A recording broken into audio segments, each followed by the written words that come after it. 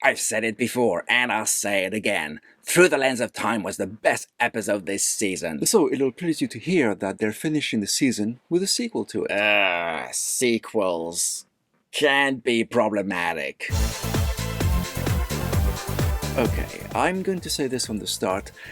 I'm ambivalent about this episode. It has all the elements for a corker of a story, but sadly it doesn't quite get there. Well, for one thing, the title doesn't bear any connection to what happened. Well, except maybe for the ending? You mean that little epilogue? You don't name an entire episode after an epilogue that has nothing to do with the rest of the actual story, Gigi. Okay, let's focus on the good stuff first then.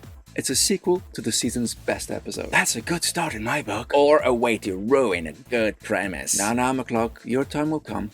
So, Dr. Corby continued his research on the Vesta, which led him to a new planet. Isn't that a new life and a new civilization right there? I guess you could argue that, but the focus on the episode wasn't on them. Sadly. But on Gamble, who somehow survived thanks to Transporter Gobbledygook. Transporter Gobbledygook is the hallmark of Star Trek. That it is, and I've no problem with that. Gamble's aim is to free all those prisoners we saw in Through the Lens of Time, and he manipulates the situation to make it happen. That's all fine. There's even an intriguing mystery that part of M'Benga's childhood experiences was actually written on a ceremonial mural thousands of years prior. You can't argue that that wasn't intriguing, but it didn't lead to anything. McCluck. I'm sorry, Commander, but I really can't wait. That revelation was quite spooky. What's the link between M'Benga and Gamble? I was hooked, and then it led to absolutely nothing. It was a good tease, though. A tease is good if the reveal matches it, Gigi. Not when nothing comes of it. And, okay, linking it to an alien religion was interesting. And exploring a new world is what the show's all about. But again, it led to nothing. You see people gouging their eyes out as part of their belief Gamble is their chosen one. What became of that? Nothing. We're told Corby spent weeks getting the priest's trust to ascend to the upper levels of that massive floating temple. And later, the crew just come and go to it as they please. No one from the planet itself is there to help them solve the mystery. They're all just background characters. Heck, even when La-Anne nerve pinches the two guards in full view of the entire market, not one single person did anything. They were like NPCs obliviously going about their business. The planet wasn't the focus, and it felt like a missed opportunity. Couldn't agree more. Now, with Gamble back on the scene, we've also got Batel's own mystery coming back. At least she wasn't destined to become some kind of weird Gorn-human hybrid. No. It turns out the various DNA that was mixed inside her to dissolve those Gorn embryos actually were the exact perfect mix to create a super powerful being, a protector of light, a guardian against evil for the whole galaxy. I'm sorry, what? Yeah. So Star Trek's just going full fantasy now. Well, they'll be turning the crew into Muppets next season, so how's that for fantasy? Not a fan. But this Batel thing was ridiculous. It was a way for the writers to close the loop somehow, I guess. Okay, I'll level with you.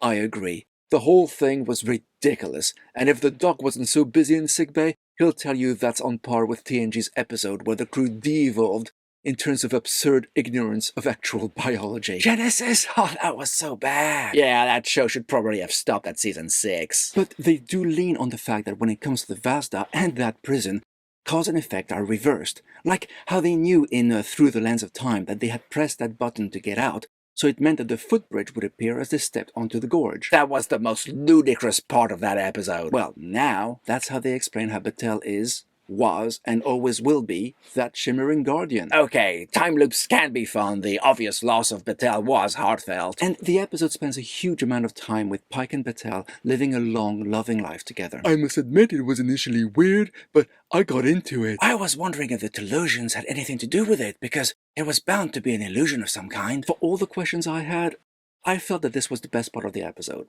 Lovely, tender moments of a life together they were having, but we'll never have. Okay, I don't want to be a party pooper because I did like it too. The entire section was great, but where did it come from? There was absolutely zero explanation for it. Was it Batel creating it? We were never shown any sign that she had any kind of power aside from a deep hatred of the Vesta. So, no explanation, and then she defeats Gamble and all the freed Vestas just like that, and somehow, again, with zero explanation, she turns into that crystal guardian entity. Like, what the hell happened? And why? Do you need an explanation for everything, McCluck? Is it too much to ask? Despite the fact this was a long episode, it felt like something was missing that would have helped us understand what was going on and what was its purpose. The purpose was to give Battelle enough love to defeat Gamble. Oh, I get that. But why? How did she know this was needed or anything? It's one thing to somehow have the right genetic makeup to become the Guardian. It's another to have all the knowledge you need imbued into you. From where? Her genes?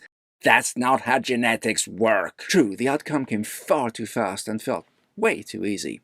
Now, as part of the story, we also had a fun moment when Spock mind melts with Kirk so they can perform a complex action. That was enjoyable for sure. Okay, I'll give you that one. But what about the writer's apparent obsession with integrating Doctor Who into the Star Trek universe, as they're now implying that Pelia traveled with the Doctor for some time? I have no idea what that's about or why people want to merge those two franchises together. It was bad enough seeing the TARDIS in The Salad Who Ate His Tail. But we can safely ignore that. I know I am. Okay, overall, the episode showed a lot of promise. I love the intrigue, the mystery, and the lifetime Pike spent with Battelle really pulled at the heartstrings. I loved it when the Kirk brothers shared a drink together at the bar. And how the ending was sad, but also so full of hope for the future. All that.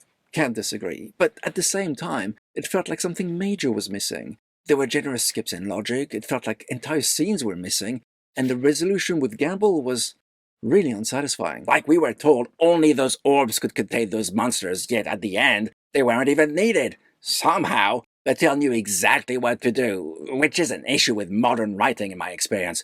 No learning is necessary. Somehow the protagonist is an expert and always knows what to do and when. Not my cup of tea. I think it was a valiant effort, but there were too many gaps in the story, too many liberties taken with the characters, too many moments that were set up and then dropped, too many other moments that happened which left you wondering, how? I kind of want to give it 3 paws, but realistically, I think 2.5 would be more than generous. Do let us know what you thought in the comments. And if you like what we do, and how we do it, and you feel you'd like to help us out, please consider joining our Patreon. You'll find a link to it in the description. Thanks for watching. See you all next time, and until then, live long, and so say we all.